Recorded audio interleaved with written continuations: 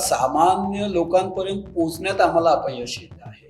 ही शंकर वराडकरची एकट्याची जबाबदारी नाहीये, ही समस्त सर्व हिंदू संघटनांची जबाबदारी आहे. जगातील समस्त हिंदूंना एका भगव्या झेंड्याखाली किंवा धर्माच्या झेंड्याखाली आणू शकेल असा एकच मुद्दा आता राहिला आहे. मला वाटते हा श्रीकृष्ण जन्मभूमीचा मुद्दा आहे. नमस्कार, माय एम टी मध्ये आपल्या सर्वांचं स्वागत. मी ओमकार मुळे, कॅमेरा आहे जयेश पाटील आणि सेजल जाधव.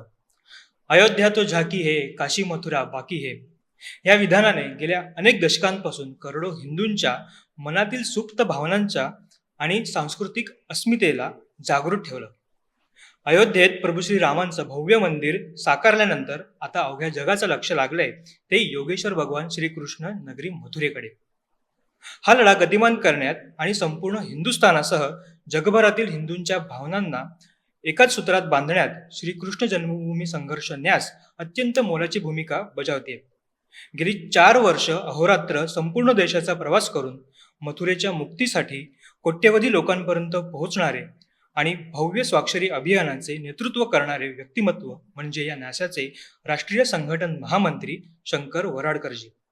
श्रीकृष्ण जन्मभूमीसाठी होणाऱ्या 111 वैश्विक नारायण यज्ञांच्या जगभरातील नियोजनाची जबाबदारी देखील त्यांच्याजवळ आहे. आज शंकरजी आपल्यासोबत आहेत. नमस्कार शंकरजी, जय श्रीकृष्ण. आपलं स्वागत. जय श्रीकृष्ण. श्रीकृष्ण जन्मभूमी संघर्ष न्यास गेली 4 वर्ष अहोरात्र संपूर्ण हिंदुस्थानात प्रवास करते. या न्यासाची स्थापना नेमकी कोणत्या मुख्य उद्देशाने झाली आणि गेल्या 4 वर्षातील या प्रवासाचा सर्वात महत्वाचा मोठा अनुभव काय होता?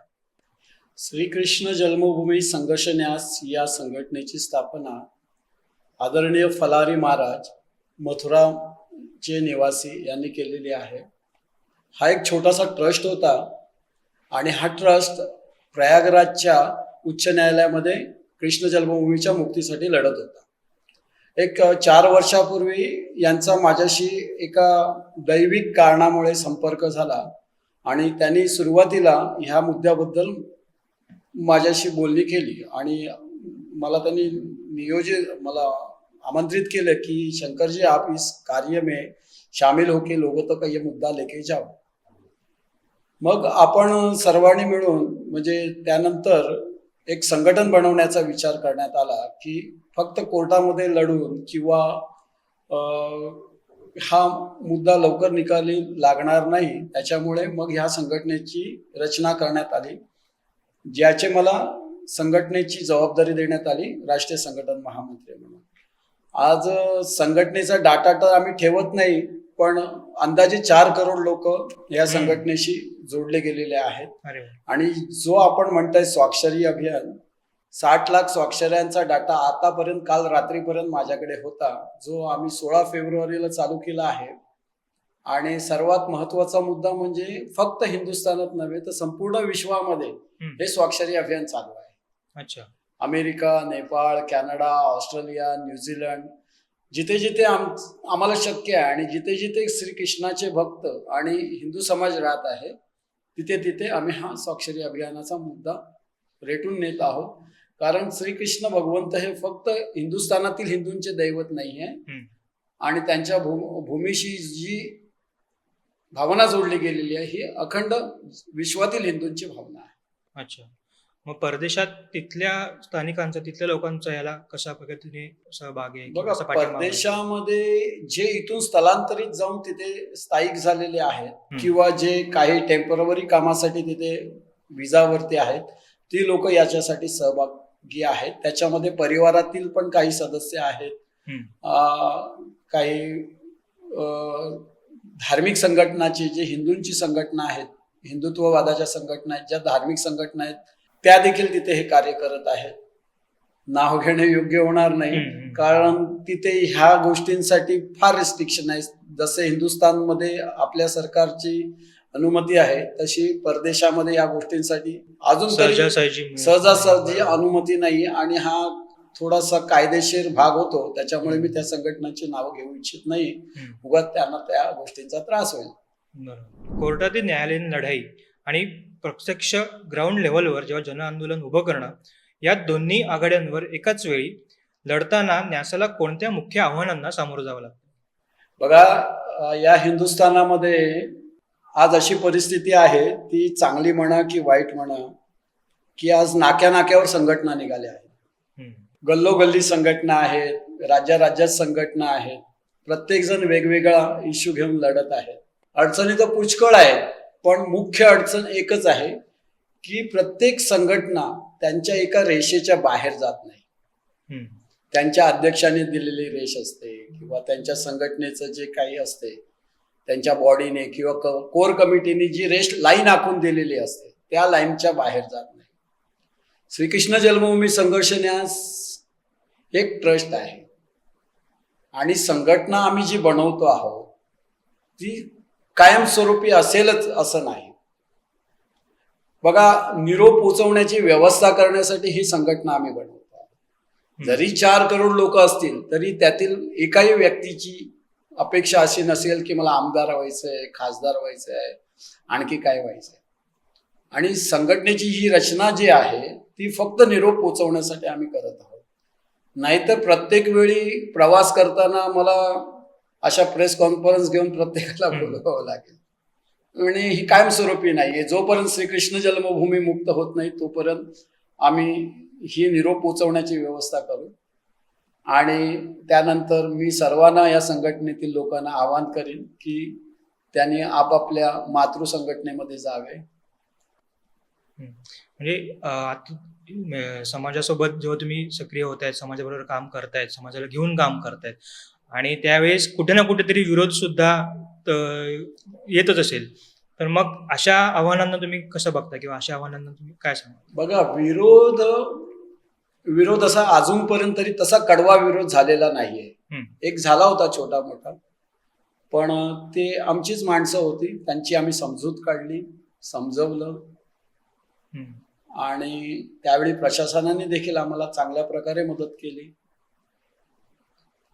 आणि तो काही मोठासा मुद्दा नव्हता. आपण देशभरात स्वाक्षरी अभियान राबवत आहेत, तर ज्याची प्रमुख जबाबदारी आपल्याकडे आहे. सामान्य हिंदू जनतेकडून या अभियानाला कसा प्रतिसाद मिळतोय आणि लोकांच्या भावना यामागे नेमक्या काय आहेत? बघा, सामान्य लोकांपर्यंत पोहोचण्यात आम्हाला अपयश येत आहे. आता आपल्यासारख्या प्रसिद्धी माध्यमांकडून जर आम्हाला संधी मिळाली हा मुद्दा लोकांपर्यंत नेण्यासाठी, तर आम्ही सुरुवातीला टार्गेट ठेवलं होतं 25 करोडचं. पण मी ज्या परिवारातून येतो त्या परिवाराने मला सांगितलं जगामध्ये 150 करोड जवळजवळ कृष्णप्रेमी आणि हिंदू आहेत. आपण ॲन ॲव्हरेज जर आता जनगणना होतेच आहे, त्याच्यामध्ये सगळं सत्य निघेल, जवळजवळ 80% हिंदू हे हिंदुस्थानात राहतात आणि 20% हिंदुस्थानाच्या बाहेर. त्याच्यातले जरी आम्ही 40% हिंदूंपर्यंत पोहोचून त्यांची स्वाक्षरी मिळवली तरी आम्ही 50 करोड स्वाक्षऱ्या घेण्यामध्ये यशस्वी हो. आणि हे माझं एकट्याचं काम नाही हो, सगळ्यांचंच काम आहे, सगळ्याच संघटनांचं काम आहे. आणि जर बाकीच्या संघटनांना हवं असेल तर ते स्वतःचा फॉर्म छापून त्याच्यावरती स्वतःच्या संघटनेचं नाव घालून देखील स्वाक्षरी घेऊ शकतात. ही शंकर वराडकर याची एकट्याची जबाबदारी नाहीये, ही समस्त सर्व हिंदू संघटनांची जबाबदारी आहे. आपल्याकडे मुद्दे फार असतात, सगळे मुद्दे महत्वाचे आहेत, पण जगातील समस्त हिंदूंना एका भगव्या झेंड्याखाली किंवा धर्माच्या झेंड्याखाली आणू शकेल असा एकच मुद्दा आता राहिला आहे. मला वाटते हा श्रीकृष्ण जन्मभूमीचा मुद्दा आहे. कारण जे 2 महत्वाचे मुद्दे होते ते आदरणीय पंतप्रधान आणि आपल्या सरकारने आणि माननीय न्यायदेवतेने आपल्याला जवळजवळ ते झालेलं आहे. आता फक्त हाच एक मुद्दा राहिलाय ज्या मुद्द्याच्या अनुषंगाने समस्त विश्वातील हिंदू धर्माच्या ध्वजाखाली एकत्र येऊ शकतो. श्रीकृष्ण जन्मभूमी मुक्तीसाठी आपण 111 वैश्विक नारायण यज्ञांचं जगभर नियोजन केलं.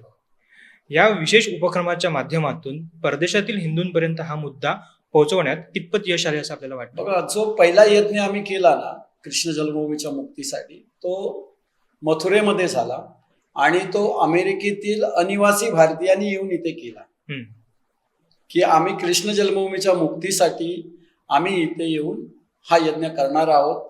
आणि त्यातून आम्हाला प्रेरणा मिळाली की तुम्ही एक केलात ना तर आम्ही आता 110 करून टाकू. तो पहिला यज्ञ आहे, तो अनिवासी भारतीयांनी केला.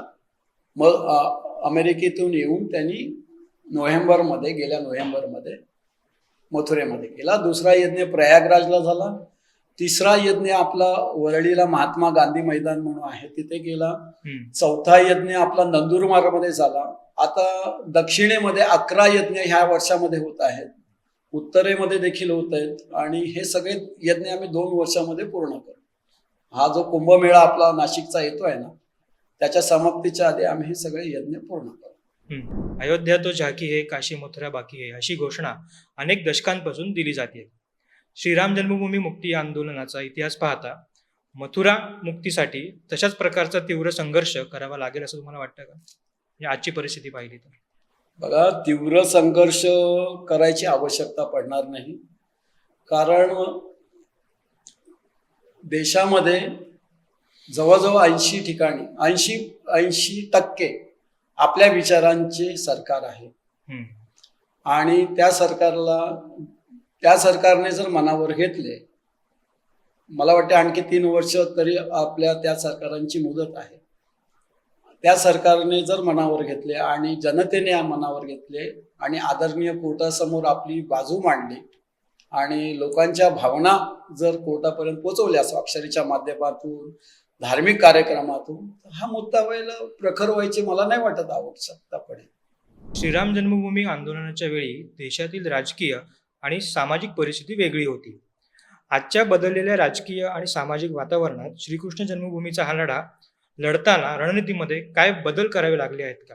म्हणजे ह्याला जोडून एक दुसरा प्रश्न विचारतो की भाजपशासित राज्यांमध्ये बघितली तर तुम्हाला एक प्रकारे प्रतिसाद मिळू शकेल, पण भाजपचे तिथे शासन नाहीये, असे अन्य राज्यांमधली परिस्थितीच्या दृष्टिकोनातून तुम्ही कसं पाहता? मी चाललोय आता तिकडे. कर्नाटक सोडून भाजप शासन, जिथे भाजपचं शासन नाही तिथे मी अजून प्रचार केलेला नाहीये या मुद्द्याचा. संपूर्ण जुलै महिन्यामध्ये मी साऊथ मध्ये चाललो आहे. अच्छा, पाहूया. आणि मग असे म्हटल्याप्रमाणे देशातील राजकीय परिस्थिती आणि तेव्हाची आणि आत्ताची, बघा, तेव्हा माझं वय 20च्या आत होतं जवळजवळ. त्यामुळे त्या लढ्यामध्ये आम्ही होतो, पण फक्त टीव्हीवरती बातम्या बघण्यापुरते आणि त्यावेळी जे महाराष्ट्रातील हिंदुत्ववादी नेते होते त्यांचे पोस्टर लावण्यापुरते आम्ही त्या लढ्यामध्ये होतो. त्यामुळे त्यावेळची परिस्थिती मी तर तुम्हाला सांगू शकत नाही, पण ह्यावेळीची परिस्थिती आमचं सगळं प्रेमाने होऊन जाईल आणि प्रखरता ज्यावेळी दाखवायची वेळ येईल तेव्हा दाखवू प्रखरता. 4 करोडचे 40 करोड करायला वेळ लागत नाही, है ना? दाखवू प्रखर. श्रीकृष्ण जन्मभूमी संघर्ष न्यासचे पुढील पाऊल काय असणार आहे आणि हा लढा पूर्णत्वास नेण्याकरिता सामान्य नागरिकाने काय खारीचा वाटा उचलला पाहिजे असं आपण त्यांना आवाहन करू. 7 जूनला आपलं दिल्लीमध्ये एक धर्मसंसद होते आहे. तालकटोरा स्टेडियम जे आहे तिथे मोठ्या प्रमाणात हिंदुस्थानातील साधू संत जमा होत आहेत. ही जी धर्मसंसद आहे ही न्यासाच्या वतीने आपण करत आहोत. त्याच्यानंतर आता आमचा एक विषय आहे की 17, 18, 19, 20 डिसेंबर रोजी आपण मुंबईला बोरवली येथे एक फार मोठी धर्मसभा, यज्ञ आणि धर्मसभा करत आहोत. आदरणीय नरेंद्र महाराज यांनी आतापर्यंत हिंदुस्थानमध्ये सर्वात जास्त घर वापसी केल्या आहेत. त्यांच्या नेतृत्वामध्ये 20 डिसेंबर रोजी आपण एक धर्मसभा करत आहोत आणि त्या धर्मसभेला माझा अंदाज आहे की 2 लाख लोक उपस्थित असतील. आमचं नियोजन तर चालू आहे, शासनाच्या परवानग्या वगैरे घेणं चालू आहे आणि शासनाचा अतिशय चांगला प्रतिसाद आहे या गोष्टींसाठी आणि समाजाचा देखील चांगला प्रतिसाद आहे. सध्या तर मी समाजाला एवढंच आवाहन करेन की आपण स्वाक्षरीच्या माध्यमातून या लढ्यामध्ये सहभागी व्हा. जिथे तिथे कृष्ण जन्मभूमीसाठी यज्ञ होतील तिथे तिथे येऊन आपण त्या यज्ञामध्ये आपल्या विचारांची आहुती द्या. आम्ही जेव्हा यज्ञ करतो ना सर, त्यावेळी कसं असतं बघा, आपण यज्ञ करतो कशासाठी? सुखा समाधानासाठी, मला पैसा मिळून दे म्हणून, माझं सुख समाधान मिळून दे म्हणून. पण आपण हा जो यज्ञ करतो ती श्रीकृष्णाची भूमी मुक्त होण्यासाठी यज्ञ करतो. आमची कॉन्सेप्टच अशी आहे, आमची म्हणजे आपल्या सगळ्यांची कॉन्सेप्ट अशी आहे की त्या यज्ञाला जी जोडी बसेल ती तिथे जी आहुती टाकेल ती कृष्ण जन्मभूमी मुक्त होण्यासाठीच आहुती टाकेल, ना की स्वतःच्या कल्याणासाठी. आणि माझा असा दावा आहे की जर तुम्ही कृष्ण जन्मभूमीच्या मुक्तीसाठी जर तिथे आहुती टाकताय तर तो कृष्ण तुम्हाला सांभाळायला सक्षम आहे. बरोबर अशा प्रकारची ही कॉन्सेप्ट आहे. बरोबर. म्हणजे इथून याशिवाय कोणाचे लोकभावना भडकवण्याची हे नाही. आम्ही धार्मिक दृष्ट्या आम्ही आमचा भगवंत तिथून मुक्त व्हावं म्हणून आम्ही यज्ञ करत आहोत. स्वाक्षरी अभियान देखील पण आम्ही कायदेशीररित्या आम्ही संविधानिकरित्या करत आहोत. म्हणजे यावेळी कार सेवा करावी लागणार असं काही नाही. अशा माध्यमातून आपण पुढे येऊन बघा, प्रतिसाद देऊ शकतो. सगळं भगवान श्रीकृष्ण ठरवते है ना. कार सेवा करावी लागेल. बघा आता ज्या स्वाक्षरी अभियान जे पण होत आहे ते पण त्यांच्याच मर्जीने होते. यज्ञ देखील त्यांच्याच मर्जीने होते. बरोबर. उद्या वाटलं की त्यांना कार सेवा करावी लागेल भगवंतांना, ते करून घेतील समाजाकडून. बरोबर ना. ज्याप्रमाणे अयोध्येत श्री राम जन्मभूमी मुक्तीसाठी गेली अनेक वर्ष संघर्ष चालला, तर तो कारसेवेच्या माध्यमातून अनेक जणांनी, अनेक रामभक्तांनी पुढे येऊन राम मंदिर जन्मभूमीला न्याय मिळवून दिला. त्याचप्रमाणे आता कारसेवा न करता या स्वाक्षरी मोहिमेच्या माध्यमातून एक पाऊल पुढे घेऊन आपल्या सर्वांना या मोहिमेमध्ये सहभागी व्हायचं आहे. धन्यवाद सर, आपण वेळ काढून या ठिकाणी आलो. जय श्रीकृष्ण, जय श्री राधे. व्हिडिओ कसा वाटला हे मला कमेंट करून नक्की कळवा. व्हिडिओ आवडल्यास आमच्या फेसबुक पेजला लाईक आणि यूट्यूब चॅनलला सबस्क्राईब करायला विसरू नका. तुर्तास धन्यवाद.